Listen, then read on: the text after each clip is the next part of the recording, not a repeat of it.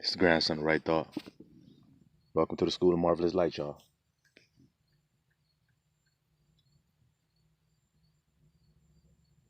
How do you know if someone hates wickedness?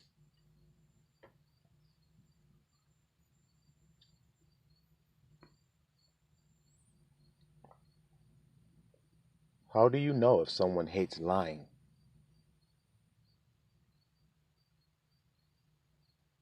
How would you be able to tell if someone hates injustice and iniquity?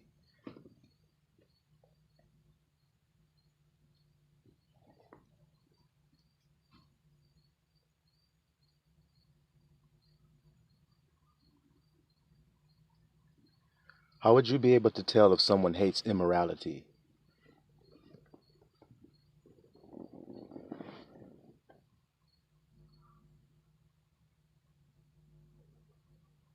What are the signs of someone who hates fornication?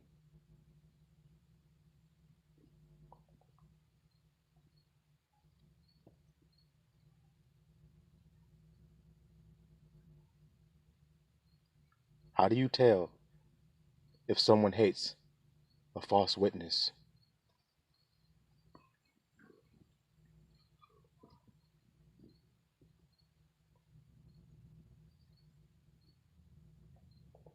If you saw them walking up the street, a person that fits the description of all of these things I just described to you, if you saw them walking up the street, how would you be able to tell if they hated those things?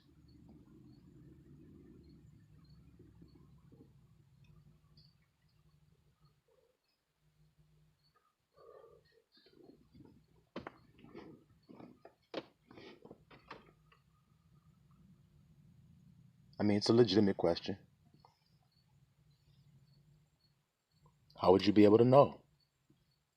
How could you tell the difference between a person who loves those things and a person who hates those things? What would tell you?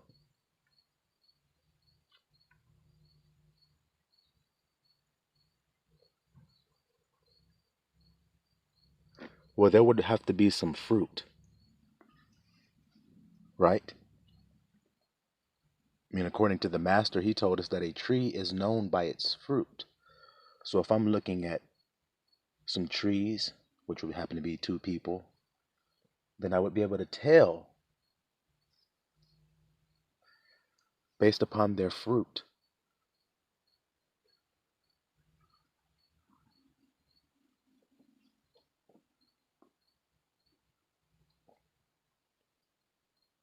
So if a person loved wickedness, they would bear fruit that would prove it.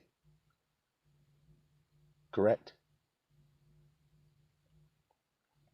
Now, people try to hide their fruit, right? And what would you think the fruit was? It would be their actions, right? People try to hide their deeds.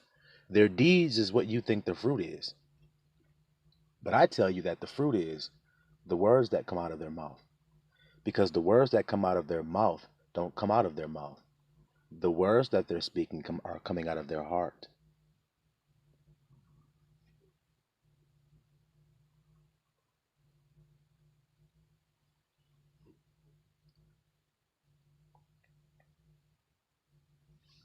Do you see? This is a new type of discernment. This is new wine. See, the old wine is this. Watch what a person do, not what they say. And they stop there. I say, watch what a person does and what they say.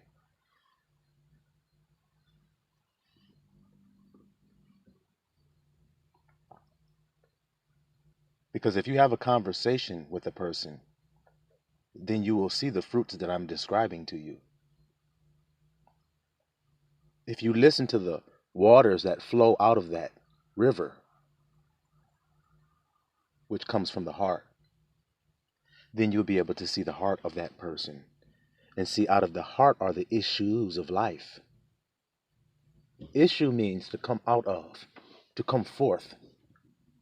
So out of the heart, all the things of life come out of, is what that means.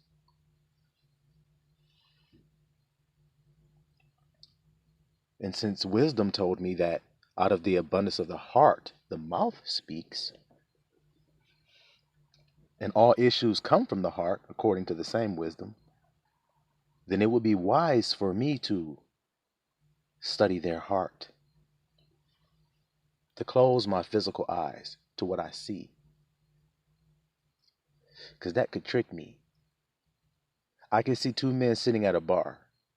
One of the men is not drinking. The other man, I've seen him take a couple shots back, and they're having a conversation.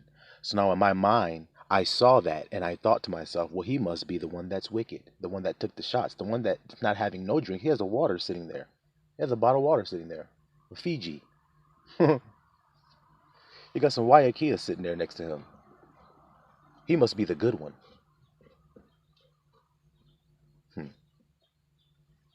But I misjudged that heart.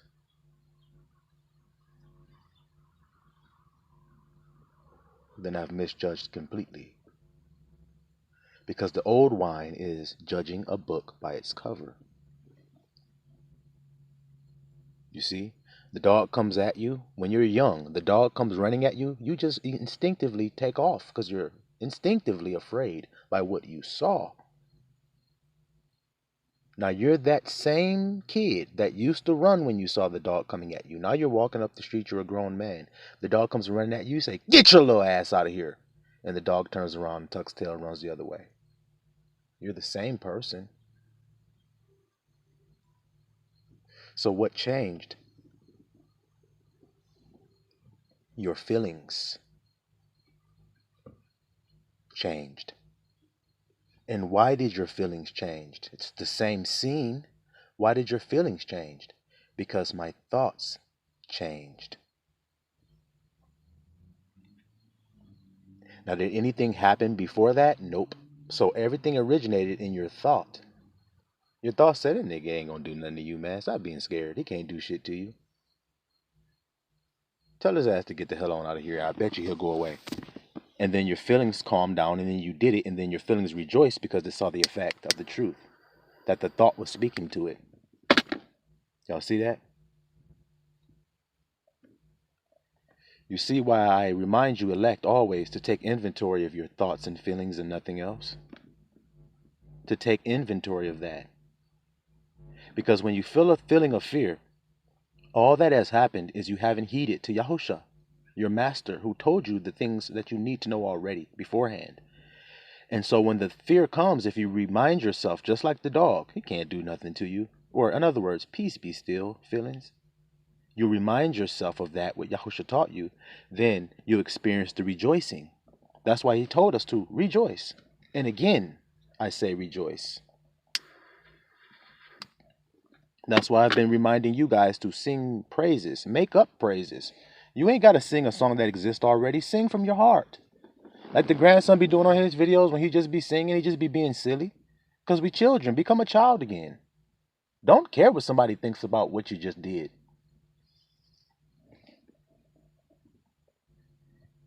Take no thought of that.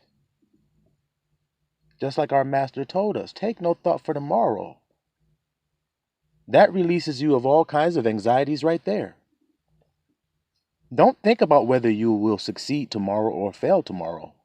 Don't think of either or. Tomorrow will take thought of its own things. But today, focus on today. And where is the Father? Well, he has to be here with me today. Not he'll be with me tomorrow or he was with me yesterday. But he is with me. So then it makes perfect sense to me that his name is I am. If he's ever present with me, I wouldn't be saying he was, and I wouldn't be saying he will be something. Is that the God that you guys have been serving out there in the world? A God that wants to be something, that will be something, that might be something, or could be something, or should be something, or would be something? Or the God that is, I am.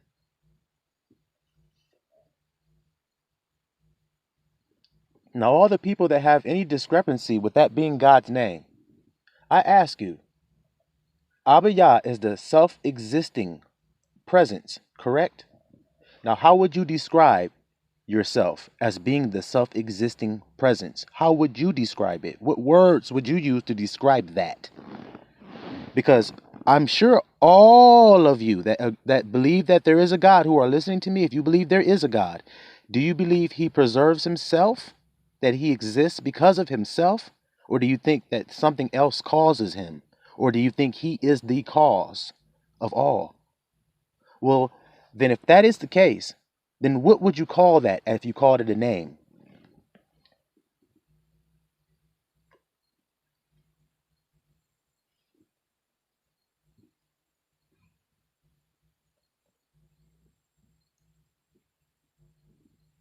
Now, that same self-existing one that we're talking about, he told us that his name was I am.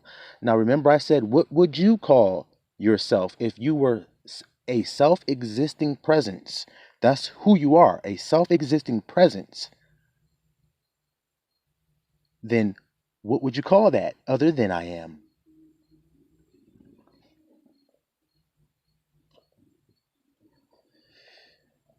Yeah, elect.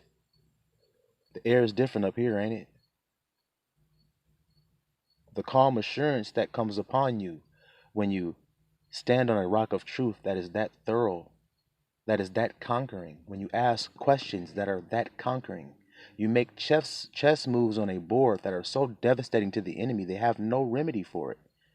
You ask questions that they have no out, like the question I just asked.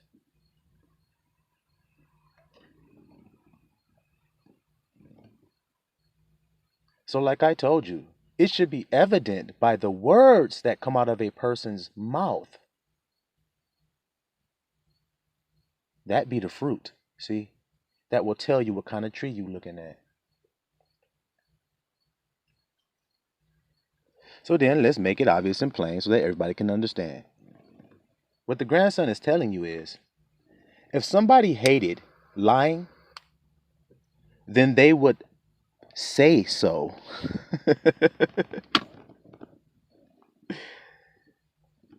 They would expose liars for doing the thing that they hate. Wouldn't they? They would confront lying and hold it accountable. Wouldn't they?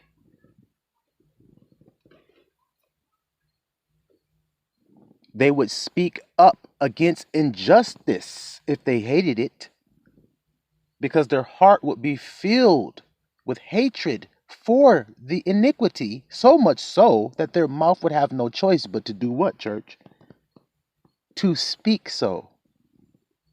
So then it should not be strange, then, in conclusion, that the grandson of right thought speak so passionately and so vehemently against these very things that we have just described in this message. Because if you were a spiritual being, when you heard the grandson of right thought speaking, you would be saying, what is his heart saying? I've closed my physical eyes and physical ears.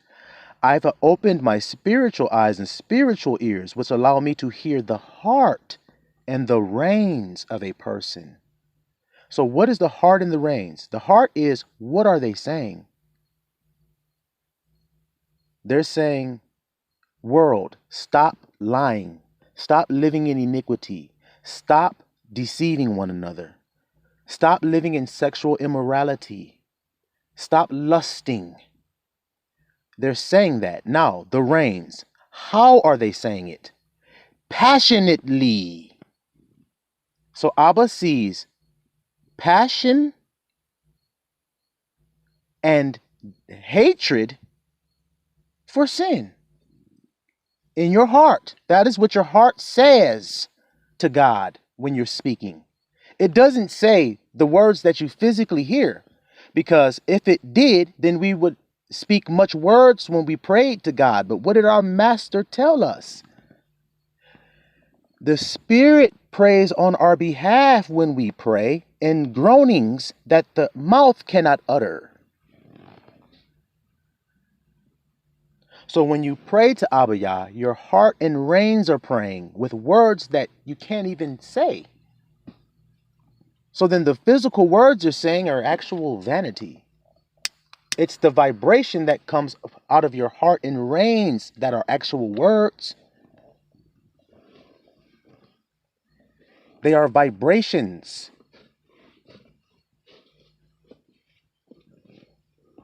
Not the physical sound and the diction and the phonics and all that. That's not what's important. If it was, then Yahusha would have said, pray with vain repetition. But he said, don't pray with vain repetition. What does vain means? Empty, useless, pointless, lies, vanity, empty, nothingness, no value. Don't take the Lord's name in emptiness and no value. I am is his name.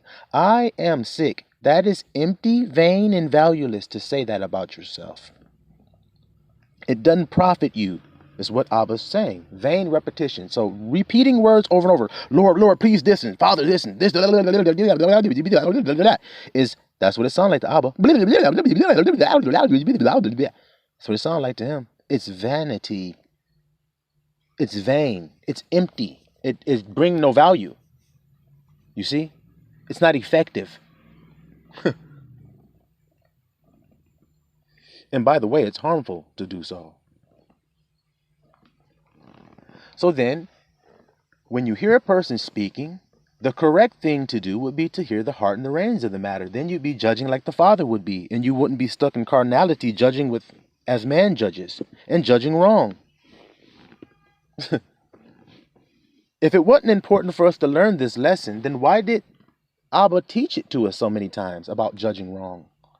Why did he tell us we do judge wrong if we're not?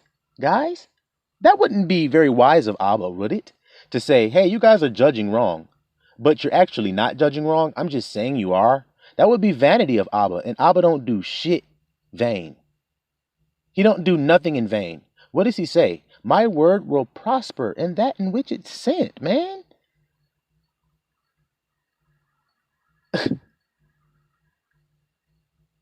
I mean, everything he says has a purpose. So then everything he thinks and feels has a purpose. It's that simple. So everything you think and feel should have a purpose. Or else why think and feel? If you're going to waste it in vanity, thinking vanity. Death, carnality, lust, selfishness, envy, maliciousness, backbiting, false witnessing. Why waste your time doing that when that's vanity and it's only going to bring you death?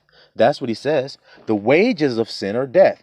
Sin is using the Most High's name in vain. Read the commandments and tell me it's not a sin. So then when you sin, then you die. That's what he's saying. The wages of sin are death. I am, which is you, will die if you say it will. If you speak vanity like that, I'm sick, I'm dying, I'm weak, then you will die. So what happens if I speak life over myself? Then you will live. Oh my goodness. You see how simple this is to understand? So simple, ain't it? So that's the message the grandson of right thought come to give you. I come to reprove the world of sin. Now, research what reprove means and then think, okay, so he's going to tell the world they've been thinking wrong and feeling wrong. Is that what we just been discussing for the last, I don't know, maybe 10, 15 minutes? Isn't it? So I'm doing it. I'm telling you, y'all been thinking wrong and feeling wrong. That's why the world has been wrong. And I'm describing in great detail the things you've been thinking and feeling wrong about, which is who you are. That's what you're thinking and feeling wrong about. You think you're limited. You think you're weak. You think you're hindered by something. You think you're blocked by something. You think you are obstructed by something. You think something is holding you back from something, when the whole time, I am. So Christ says, the truth will set you free. Free from what? The obstacles that I just told you think are holding you back. Watch this. If you were going to get a certain position that you were trying to get, but you were nervous because you felt that you weren't qualified, so then the truth will set you free. I am what? Guys, it's so easy to do this math work we're doing here. The easy equation is, if you are feeling fear because of you feel like you're not qualified enough, then the obvious truth that will set you free is that, wait a minute. If I am using God's name and saying I am, and then I'm saying not qualified, I'm saying God ain't qualified, not me. Uh-oh, see how the truth sets you free? So then Abba is qualified. I am qualified. And then look how the feelings change. Wait a minute, it's right. See how they go along with the right thought, or the wife goes along with the husband into the house and they make love. And then you get the position, which is the baby you wanted. See? You see what I'm trying to explain to y'all so eloquently and easily. Eloquent in my own way. So like I said, these things should be obvious, man. Judge righteous judgment today. You see? That's another thing I came to do. To show y'all how to judge righteous judgment, because y'all didn't know. So when you're looking at a person, now you're going to judge the heart and the reins of what the words are saying. Why are these words being said? Where are these words being said from? Not just what I heard, because that's what gossipers do. That's what hearsay niggas do. Oh, guess what I heard? Guess what I heard? And then guess what I heard? That don't mean it's true. Just because you heard it. I might hear a loud boom go off, but that doesn't mean I know where it came from. I hear a boom go off. Everybody's looking around going, what's going on? I just start making up lies. That was a factory down there off the freeway over there on I-75 south. It's the Ford facility over there. I think it might have exploded. You think? Do you even know what happened? No, I have no idea. I just heard the boom too, so I'm conjecturing on why it happened. That's what people do when they hear words. See? They don't look in there and go deeper and say, why did they say that? Well, that means their heart is this, then, if they said that. See how it works? See how it's working? So if you got a person in your life and you lied and they confronted you harshly and it was like, man, come on with that shit, bro. Now, you done did this shit before I let it slide. I'm not letting that shit slide again, man. You lie to me again, man, we're done. Facts, bro, because I ain't never lied to you, have I? And they go, no, you ain't never lied to me. So why the fuck you lying to me? Why you dealing with iniquity with me like that, bro? You an unrighteous ass nigga or something? He start confronting you like that, you gonna think he wicked as hell for saying that shit when you in your ego, when you in your lower vibrations. You don't understand where is it coming from. His heart. So what is he actually saying from his heart? And then he's saying with passion. So it means great passion and love for you. It's convicting him to utter these words to you at the peril of not having a relationship with you, he said. He's risking that. Well, actually, you're risking it by lying. So you get mad at him for how he talked to you. You say, I didn't deserve that way of being talked to like that. But you're not thinking about the way he didn't deserve the way you lied.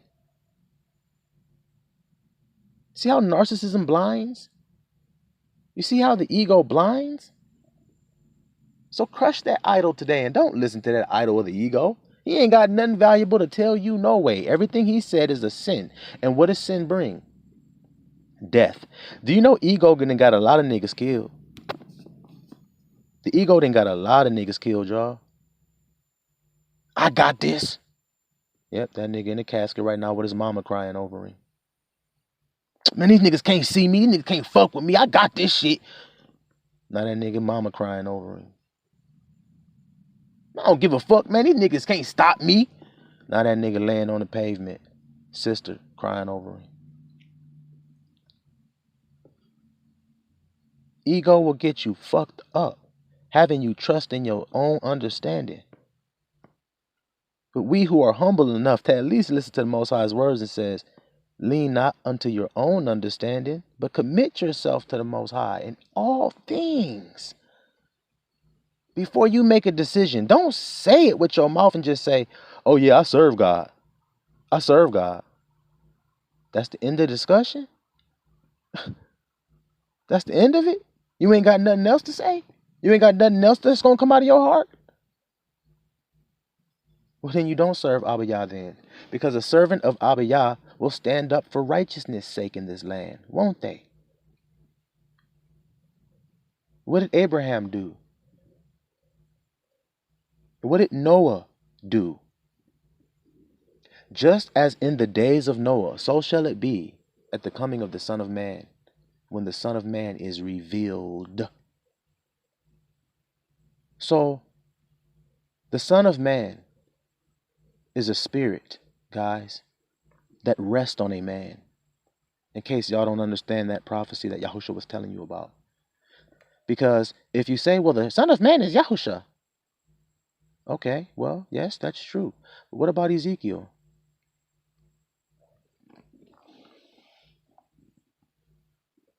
Wow. Oh, and there are others, but let's just focus on Ezekiel here. Was he called Son of Man? Yes, he was. So the Son of Man is a spirit that rests on a man. So God is going to reveal who the spirit of the Son of Man rests upon. Do y'all hear me? That's what's going to be revealed to the earth. Who God's anointed one is. That's what's going to happen. So pretty soon, it will be evident to everybody whose God chosen is and who is not. So those of the elect family today, I say, rest in it. You elect tribes scattered, being reunited. Rest in the truth of who I am today. Shalom, Israel.